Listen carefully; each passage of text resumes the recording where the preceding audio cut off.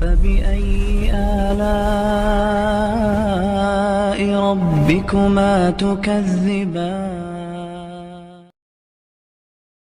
بسم الله الرحمن الرحيم. فرماتے ہیں آپ ارشاد فرماتے ہیں کہ انسان کی ایک ظاہری صورت ہے، ایک باطنی صورت ہے. انسان جب گناہوں کا ارتکاب کرتا ہے تو انسان کے گناہوں کے ارتکاب کی بنیاد پر ان گناہوں کا اثر براہ راست انسان کی باطنی صورت پر مرتب ہوتا ہے. امام غزالی رحمۃ اللہ تعالی علیہ فرماتے ہیں کہ جو شخص گناہوں کا ارتکاب کرتا ہے، مثال کے طور پر اگر کوئی شخص شہوت پرستی میں مبتلا ہو، ہمیشہ اپنی شہوت کی تکمیل کے لیے جدوجہد کرتا رہے، ہمیشہ نفسانی خواہشات کا تقاضا پورا کرنے کے لیے، نفس کی تسکین کے لیے شہوت پرستی میں مبتلا رہے، ایسے شخص کی باطنی صورت تبدیل ہو جاتی ہے. وہ بظاہر عام نگاہ سے دیکھنے والے شخص کے لیے تو وہ آدمی ہی نظر آتا ہے، لیکن اس کی باطنی صورت خنزیر کی طرح ہو جاتی ہے. اسی طرح جو شخص ہمیشہ غصے میں رہتا ہے یا اکثر غصہ اس پر غالب رہتا ہے، اس کی باطنی صورت کتے یا بھیڑیے کی طرح ہو جاتی ہے. امام غزالی رحمۃ اللہ تعالی ارشاد فرماتے ہیں کہ اولیاء اللہ جن کی دل کی نگاہیں منور ہوتی ہیں اور دل کے دروازے کھل جاتے ہیں، وہ دنیا میں لوگوں کو اس طرح دیکھتے ہیں، یعنی وہ دنیا میں لوگوں کو اپنی ظاہری نگاہ سے اور دل کی نگاہ سے اس انداز میں دیکھتے ہیں کہ ظاہری طور پر وہ شخص آدمی نظر آ رہا ہوتا ہے، لیکن حقیقتاً اس کی باطنی صورت اولیاء اللہ کی نگاہ سے پوشیدہ نہیں ہوتی. یہ اور بات ہے کہ وہ ان پر پردہ ڈالتے ہیں، لوگوں کے سامنے اس کا اظہار نہیں کرتے. امام غزالی رحمۃ اللہ تعالی ارشاد فرماتے ہیں کہ بروز قیامت انسان اپنی ظاہری صورت میں نظر نہیں آئے گا، یعنی وہ شخص جو ہمیشہ شہوت پرستی میں مبتلا رہا وہ بروز قیامت خنزیر کی صورت میں نظر آئے گا. وہ شخص جس پر غصہ غالب رہا اور وہ شخص غصے کی وجہ سے ہمیشہ مغلوب رہا یا اکثر غصے کو اپنے قابو میں کرنے کی کوشش بھی نہیں کرتا رہا، وہ بروز قیامت ایک بھیڑیے یا کتے کی صورت میں دکھائی دے گا. اسی لیے ناظرین کرام، جب انسان سوتا ہے، امام غزالی رحمۃ اللہ تعالی فرماتے ہیں کہ خواب کی حالت میں اگر انسان کسی خنزیر کو دیکھے تو در حقیقت اس کی ایک تعبیر یہ بھی ہے کہ وہ اپنی باطنی صورت کو دیکھ رہا ہوتا ہے. اگر انسان خواب میں کسی بھیڑیے یا کتے کو دیکھے تو وہ در حقیقت اپنی ہی باطنی صورت کو دیکھ رہا ہوتا ہے، اپنی ہی باطنی شکل کو دیکھ رہا ہوتا ہے. اب سوال یہ پیدا ہوتا ہے کہ امام غزالی رحمۃ اللہ تعالی ارشاد فرماتے ہیں جب انسان سو جاتا ہے تو اس کا وہی روحانی لطیفہ، وہی روحانی قلب، وہی گوہر ملکوتی جو انسان کی فزیکل ہارٹ کے اندر موجود ہے یہ بیدار ہو جاتا ہے، اس کی آنکھیں کھل جاتی ہیں، جس کی بنیاد پر عالم غیب منکشف ہو جاتا ہے، عالم غیب کے حجابات اٹھا دیے جاتے ہیں. اب اس پر اعتراض یہ وارد ہوتا ہے کہ ہم نے تو یہ پڑھا ہے کہ جب انسان کے دل کے 7 دروازے بند ہو جاتے ہیں، انسان کے خیالات بھی پاک ہو جاتے ہیں، انسان کا قلب بھی پاک ہو جاتا ہے اور انسان کی روح کی بھی پاکیزگی انسان حاصل کر لیتا ہے، اس کے بعد انسان کا روحانی قلب بیدار ہوتا ہے. لیکن اگر ایک شخص گنہگار ہے، گناہوں کا ارتکاب کر رہا ہے اور دل کے 7 دروازے بھی کھلے ہوئے ہیں، اب جب وہ شخص سوتا ہے تو اس کی خواب میں اس کا روحانی قلب کیسے بیدار ہو سکتا ہے جبکہ اس کے دل کے دروازے کھلے ہیں؟ ناظرین کرام، اس کی وجہ یہ ہے جب انسان سو رہا ہوتا ہے، خواب کی حالت میں ہوتا ہے، نیند میں ہوتا ہے، تو اس وقت انسان کے دل کے 7 دروازے بند ہو چکے ہوتے ہیں، یعنی ارادتاً انسان حالت نیند میں آنکھوں سے گناہ کا ارتکاب نہیں کرتا. جب انسان سو رہا ہوتا ہے تو اس کی آنکھ کے دروازے بند ہوتے ہیں. جب انسان سو رہا ہوتا ہے تو ارادتاً زبان سے گناہ کا ارتکاب نہیں کرتا، اگرچہ برے خیالات کی وجہ سے، ناپاک خیالات کی وجہ سے، خیالات کے تحکم کی وجہ سے اگر سونے کی حالت میں بھی انسان کی زبان سے گناہ کا ارتکاب ہو جائے. کچھ لوگ سو رہے ہوتے ہیں اور ان کی زبان سے گالیاں نکل رہی ہوتی ہیں،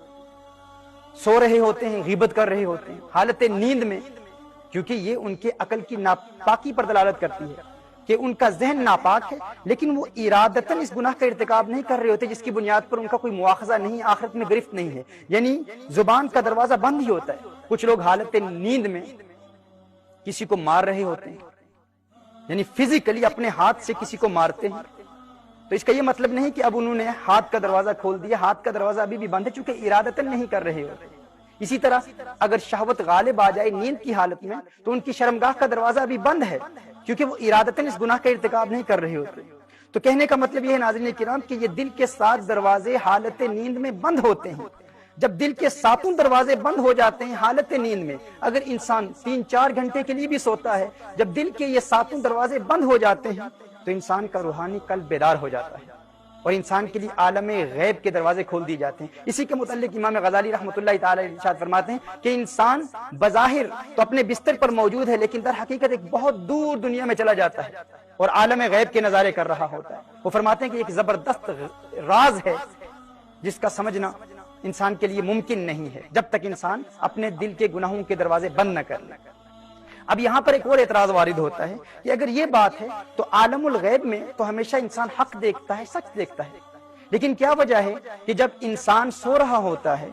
تو ہر شخص کو سچی خواب نظر نہیں آتی، جھوٹ بھی نظر آتا ہے، غلط باتیں بھی نظر آتی ہیں، گناہ بھی نظر آتے ہیں۔ اس کی بنیاد کیا ہے؟ اگر انسان کے قلب کا دروازہ یا انسان کا وہ روحانی ربانی لطیفہ بیدار ہو چکا ہے تو انسان کو غلط چیزیں کیوں نظر آتی ہیں، گناہ کیوں نظر آتے ہیں، جھوٹی خواب انسان کیوں دیکھتا ہے؟ اس کی وجہ کیا ہے ناظرین اکرام؟ اس کی وجہ یہ ہے کہ انسان کے دل کے 7 دروازے تو بند ہو چکے ہوتے ہیں لیکن خیالات کے دروازے ابھی کھلے ہوتے ہیں۔ جن خیالات پر ہم نے کل کلام کیا، حاجز، خاطر، حدیث نفس، ہم، عزم، خیالات، برے خیالات کے دروازے ابھی بھی کھلے ہیں۔ اگرچہ انسان کے لیے اس کے دل کے 7 دروازے بند ہیں لیکن برے خیالات کے دروازے ابھی بھی کھلے ہیں۔ اب جب انسان کا وہ روحانی ربانی لطیفہ، وہ دل، وہ انسان کا قلب روحانی جو انسان کے فزیکل دل کے اندر موجود ہے، اب جب وہ آنکھ کھولتا ہے تو انسان کو غیب نظر آتا ہے۔ جب انسان کو غیب نظر آتا ہے اور وہ ملکوتی گوہر جب انسان کو عالم الغیب دکھاتا ہے تو اچانک انسان کے برے خیالات آ کر اس پر پردہ ڈال دیتے ہیں۔ اسی لیے کبھی کبھی حق نظر آتا ہے، کبھی جھوٹ نظر آتا ہے، کبھی اچھی خوابیں نظر آتی ہیں، کبھی بری خوابیں نظر آتی ہیں، اور یہی فرق پیدا کرتا ہے رحمانی اور شیطانی خواب میں۔ یعنی اگر انسان خیالات کو پاک کر لے تو پھر جو خواب میں نظر آئے گا وہ حق ہوگا، جس پر رسول آپ صلی اللہ علیہ وسلم کی ایک حدیث بھی دلالت کرتی ہے۔ حضور نے ارشاد فرمایا کہ انبیاء کے خواب جو ہیں، رسول آپ صلی اللہ علیہ وسلم ارشاد فرماتے ہیں، حدیث کا مفہوم ہے کہ انبیاء کے خواب یہ وحی ہیں اور اولیاء کے خواب ایک الہام کی صورت میں ہوتے ہیں۔ یعنی اگر انسان کے دل کے 7 دروازے بند ہوں اور خیالات بھی پاک ہوں تو جو خواب میں دیکھتا ہے وہ سچ دیکھتا ہے، وہ حقیقتاً عالم الغیب ہی ہوتا ہے۔ ناظرین کرام، یہاں ایک اور سوال پیدا ہوتا ہے کہ جب 7 دروازے بند ہو گئے اور خیالات بھی پاک ہو گئے تو انسان جو خواب میں دیکھتا ہے وہ حقیقت ہے۔ یہ جو خواب ہے، نیند، اسی کے متعلق حضور اکرم صلی اللہ علیہ وسلم نے ارشاد فرمایا، امام طبرانی نے المعجم الکبیر میں اس روایت کو نقل فرمایا، النوم اخو الموت، یہ جو نوم ہے یہ موت کا بھائی ہے۔ جس طرح کہتے ہیں موت اور نیند یہ بہن بھائی ہیں، کیونکہ نیند یہ نصف موت ہے۔ اس کی ایک توجہ یہ بھی ہے کہ جب انسان سو رہا ہوتا ہے، نیند میں ہوتا ہے، تو دل کے گناہوں کے 7 دروازے بند ہیں لیکن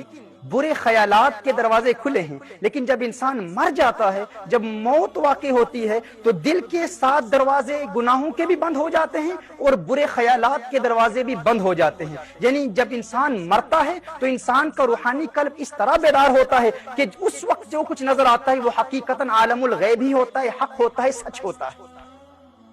جب انسان مرتا ہے تو عالم الغیب کے دروازے انسان کے لیے کھل جاتے ہیں۔ یعنی اس وقت، موت کے وقت جب انسان عالم الغیب کو دیکھتا ہے تو اس میں کسی قسم کا شک نہیں ہوتا، اس میں کسی قسم کا شبہ نہیں ہوتا، وہ حقیقت دیکھتا ہے، حقیقتاً عالم الغیب دیکھتا ہے۔ مثال کے طور پر ناظرین کرام، ابھی ہم جب اس دنیا میں موجود ہیں،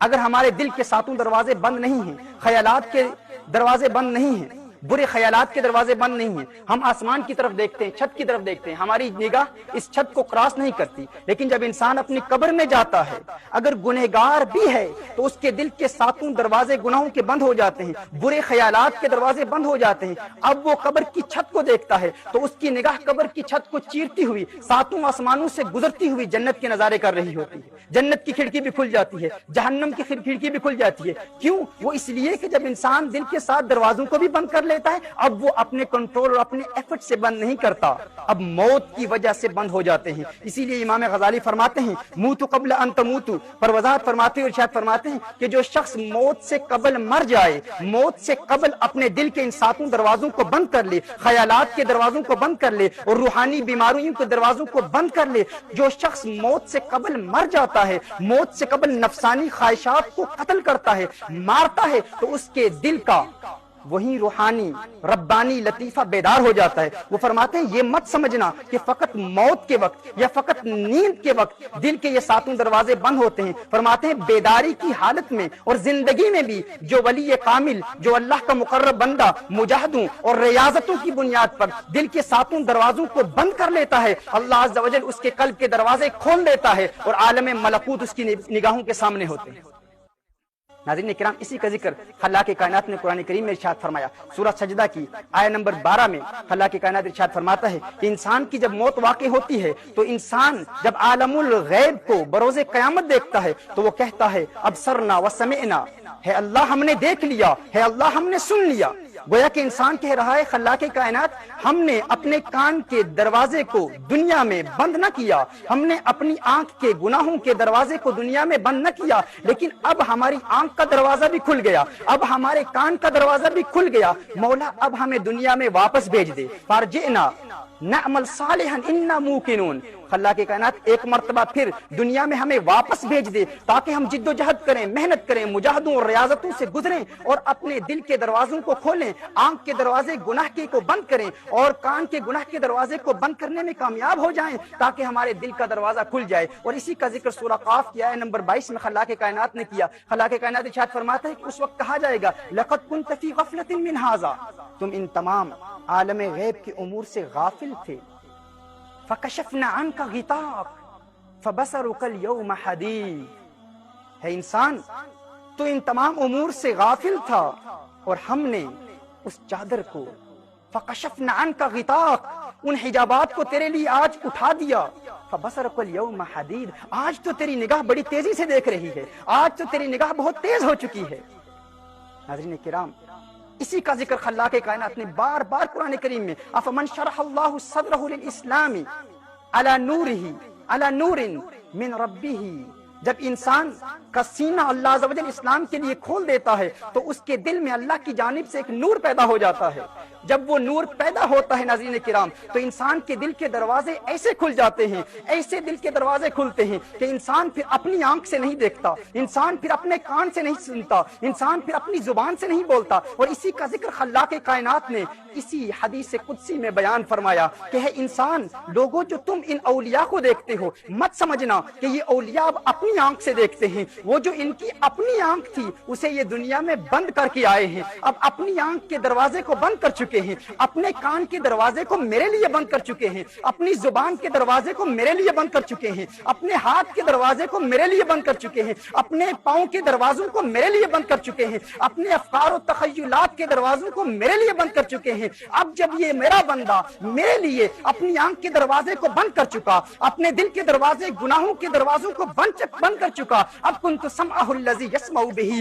اب میں اس کے کان بن جاتا ہوں جس سے وہ سنتا ہے، اب میں اس کی آنکھ بن جاتا ہوں جس سے وہ دیکھتا ہے، اب میں اس کے ہاتھ بن جاتا ہوں جس سے یہ تصرف کرتا ہے، اب میں اس کے پاؤں بن جاتا ہوں جس سے یہ چلتا ہے۔ رب ارشاد فرماتا ہے کہ اب وہ اپنی نگاہوں سے نہیں دیکھتا، اب وہ جہاں دیکھنا چاہے دیکھ سکتا ہے، جس جہاں کا نظارہ کرنا چاہے نظارہ کر سکتا ہے، جہاں تک اپنی آواز پہنچانا چاہے آواز پہنچا سکتا ہے، جس جہاں کی بات سننا چاہے سن سکتا ہے، جہاں پہنچنا چاہے پہنچ سکتا ہے، جہاں دیکھنا چاہے دیکھ سکتا ہے، جہاں اپنے ہاتھ پہنچانا چاہے پہنچا سکتا ہے۔ فرمایا اس کو اللہ عز و جل ایسے تصرفات دے دیتا ہے، ایسی قوت دے دیتا ہے، ایسی طاقت دے دیتا ہے، ایسے روحانی تصرفات کا نزول اس بندے پر ہوتا ہے کہ جب وہ اپنے ہاتھ سے اشارہ کرے تو ان پربتوں کی رفعتوں پر کپ کپی طاری ہو جاتی ہے، باروں خاکی اندروں آتش جس دے حالوں خستوں، یہ ایک نعرہ کرن محمد ڈھین پہاڑ شکستوں۔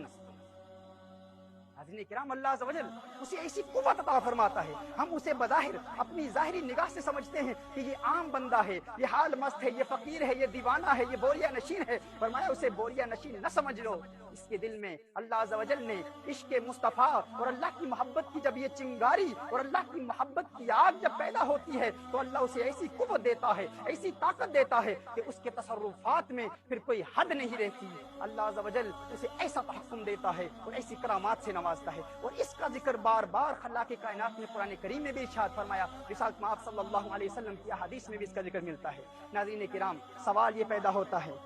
کہ اگر اللہ عز و جل نے اس انسان کو ایسی قوتوں سے نوازا، ایسے روحانی تصرفات سے نوازا، تو آخر کیا وجہ ہے؟ کیا وجہ ہے کہ ہم توبہ کے ابتدائی مراحل بھی طے نہیں کر پاتے؟ شیخ سعدی رحمت اللہ تعالی علیہ اپنے نفس سے خطاب فرماتے ہوئے ارشاد فرماتے ہیں، 40 سال عمر عزیزت گزشت، 40 سال عمر عزیزت گزشت، مزاجے تو ازحال طفلی نگشت۔ یہ ان کی عاجزی ہے۔ شیخ سعدی سرجادی فرماتے ہیں، اپنے نفس سے خطاب فرماتے ہیں کہ تیری زندگی کے 40 سال بیت گئے، 40 سال تو گناہوں کا ارتکاب کرتا رہا ہے نفس، 40 سال گزر گئے لیکن ابھی تک تیرے نفس کا بچپنا نہیں گیا، ابھی تک بچپنے کی عادتیں نہیں گئی۔ جس طرح ایک چھوٹا سا بچہ جب کوئی سویٹ ملتی ہے تو کھا لیتا ہے، کھاتا ہے، جو سامنے موجود ہوتا ہے اسے کھا لیتا ہے، جو نظر آتا ہے اسے دیکھتا ہی رہتا ہے۔ کل جدید لذیذ، ہر نئی چیز کو دیکھتا ہے، بار بار دیکھتا ہے، جسے ہاتھ لگانے کا من کرتا ہے، جی چاہتا ہے ہاتھ لگاتا ہے، کسی چیز سے اجتناب نہیں کرتا۔ شیخ سعدی فرماتے ہیں 40 سال بیت گئے، 40 سال تو نے برباد کر دیے، ابھی بھی تیرا نفس ہے، نفس ابھی بھی تیری تسلی نہیں ہوئی، اب بھی تو قابو میں نہیں آتا۔ اور یہ اولیاء کاملین کی عاجزی ہے، یہ ان کی انکساری ہے۔ شیخ سعدی کا مقام یہ تو وہ تواضع، انکساری اور فروتنی میں یہ کہہ رہے ہیں